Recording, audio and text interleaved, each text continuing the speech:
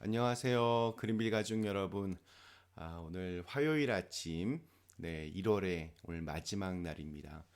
우리 한 해 시작하면서 마음속에 품었던 다짐들, 결심들 잘 해내셨는지 모르겠습니다. 혹시라도 뭔가 삐끗한 것이 있으셨다면 다시 한번 마음속에 다짐하시고 결단하시고 또 기도하셨으면 좋겠습니다. 자, 오늘부터 저희는 우리 사무엘서 말씀을 함께 나누려고 합니다. 우리 사무엘서는 역사서로 분류가 되는데 우리가 역사를 공부하는 이유는 그 지난날의 수많은 시행착오들을 통해서 오늘날 우리가 꼭 기억해야 될 진리가 무엇인지를 깨닫기 위함입니다.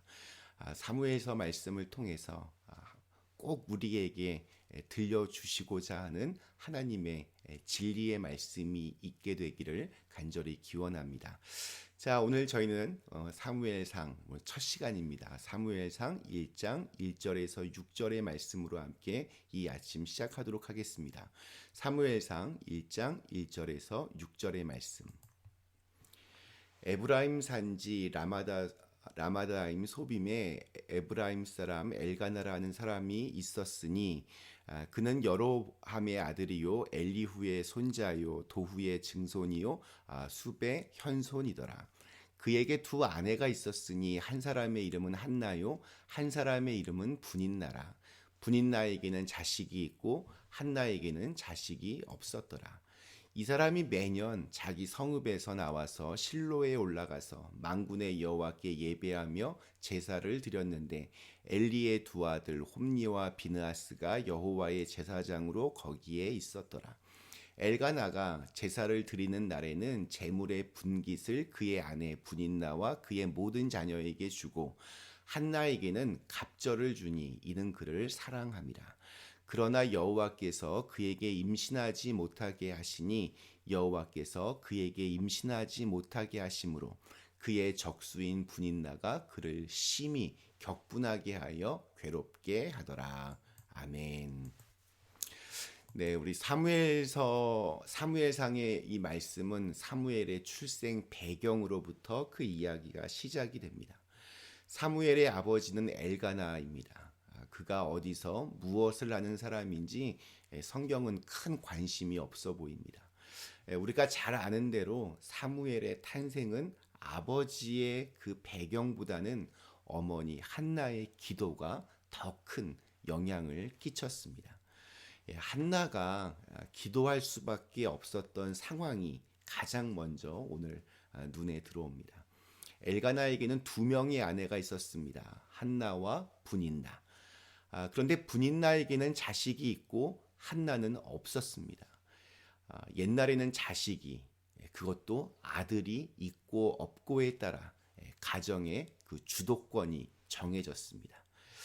자녀가 있던 분인나는 성격이 그리 좋아 보이지 않습니다. 우리 마지막 6절에 보면 한나가 자식을 낳지 못한다는 그 약점을 이용해서 그녀를 몹시 괴롭히고 또 업신여겼다라고 성경은 기록하고 있습니다. 이런 상황에서 남편은 아마도 이 둘의 눈치를 보면서 자녀가 없어 무시를 당하는 한나를 이렇게 애처롭게 여겼던 것 같습니다.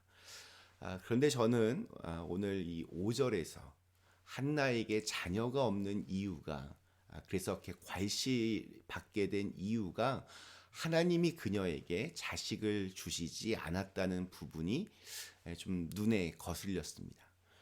누구에게는 있고 누구에게는 없는 이 불평등의 이유가 하나님으로부터 나왔기 때문입니다. 왜 착한 사람이 이 세상에서 더 많이 고통을 받을까요? 왜 가진 사람들은 그렇게 자기 가진 걸 가지고 유세를 떨까요? 왜 우리 인생은 평등하지 않을까요? 왜 차별이 있을까요? 이러한 문제는 사회 구조적인 문제를 넘어서 하나님에 대한 원망으로까지 이어지게 됩니다. 우리의 인생은 불평등합니다. 우리의 삶은 불공정합니다. 누구는 예쁘고 또 누구는 못생겼습니다. 누구는 키가 크고 또 누구는 작습니다. 누구는 잘났고 누구는 못났으며 누구는 가졌고 또 누구는 못 가졌습니다. 인생의 출발점은 엄연히 차이가 있습니다. 금수저가 있고 흙수저가 있습니다. 이것이 부인할 수 없는 현실입니다. 자, 그런데 왜 그렇게 하셨을까? 하나님이 왜 이토록 그냥 놔두고 계실까?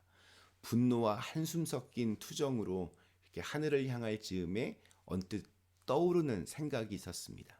그것은 그래서 이 책이 쓰여진 것이구나 하는 생각이었습니다. 이러한 불평등에서 사무엘의 이야기가 시작이 됩니다. 불공정한 게임에서, 차별적인 상황에서, 그리고 한나의 눈물에서 이 이야기가 시작된다는 사실이 새삼 은혜롭게 다가왔습니다. 늘 그랬습니다. 하나님의 역사는 이렇게 아픈 데서 출발했습니다. 하나님의 기적은 그렇게 모난 곳에서 시작이 되었습니다.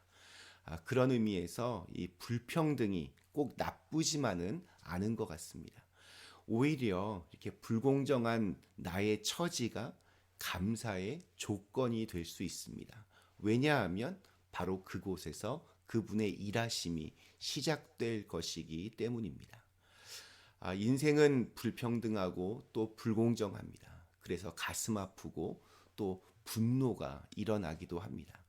여기가 끝인 것 같아서, 아무리 해도 소용이 없을 것 같아서, 이대로 그냥 영원할 것 같아서, 그래서 참 이게 가슴 아프게 다가옵니다. 그런데 이것은 하나님이 안 계실 때의 이야기입니다.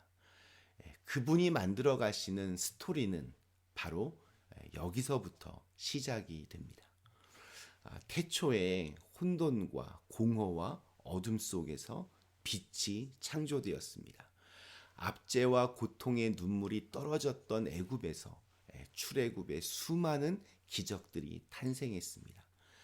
그리고 신약으로 넘어와서 순환과 또 죽음의 십자가에서 주님의 찬란한 부활로 오늘 우리의 믿음이 굳건한 반석 위에 세워졌습니다. 그렇기 때문에 나의 불평등이 언젠가 나의 간증이 될 수 있습니다. 내가 경험하는 불공정은 내 안에서 일하시는 하나님을 증명할 기회가 될 수 있습니다. 위대한 사사요 선지자였던 사무엘의 출생은 그렇게 시작이 되었습니다. 불평등과 불공정의 피해자 한나는 오늘날까지 위대한 어머니로 그렇게 칭송받고 있습니다. 이 부분이 참 은혜가 되었습니다. 엘가나는 분인나에게 구박을 받는 한나가 계속해서 마음에 쓰였던 것 같습니다. 그래서 제사를 드릴 때마다 남는 고기들을 한나에게는 2배로 주었다라고 성경은 증언합니다. 그러나 그런다고 해서 한나의 마음이 편할 리가 없습니다. 그것은 남편이 고기 조금 더 준다고 채워질 수 있는 것이 아니었습니다. 제 아무리 남편이 아무리 마음을 써주어도 또 제 아무리 타인이 괜찮다고 그렇게 말해 주어도 그 마음에 채울 수 없는 분량이 우리 모두에게 있습니다. 사람으로도 물질로도 말로도 채울 수 없습니다. 그것은 오직 하나님의 생기로 채워져야 할 부분입니다. 사람이 채울 수 없는, 세상이 줄 수 없는 하나님의 은혜와 사랑의 축복, 하나님의 위로와 평안으로 채워지는 분량이 있습니다. 하나님만이 채우실 수 있는 빈 그릇이 우리 마음속에 있습니다. 그것을 알고 있기 때문에, 또한 그것을 믿고 있기 때문에 우리는 이렇게 매일 아침마다 하나님의 말씀으로 하루를 시작하는 것입니다. 그분만이 채우실 분량이 있습니다. 그분의 채우심 없이는 우리에게는 참된 만족도 기쁨도 없습니다. 우리를 채우시고 또 만족해 하시는 하나님의 은혜가 오늘 우리 모두에게 있기를 간절히 기원합니다. 또한 이 세상의 그 어떠한 것으로도 만족할 수 없는 빈자리가 주님의 사랑으로 가득 채워지는 그런 귀한 은혜가 있기를 간절히 기원합니다. 잠시 함께 기도하시겠습니다. 사랑의 하나님, 오늘부터 우리 사무엘상 말씀을 함께 나눕니다. 이 말씀들을 통해서 우리 마음 안에 하나님만이 주실 수 있는 참된 기쁨과 평안으로 충만한 은혜가 있게 하여 주시옵소서. 예수님의 이름으로 간절히 기도드리옵나이다. 아멘.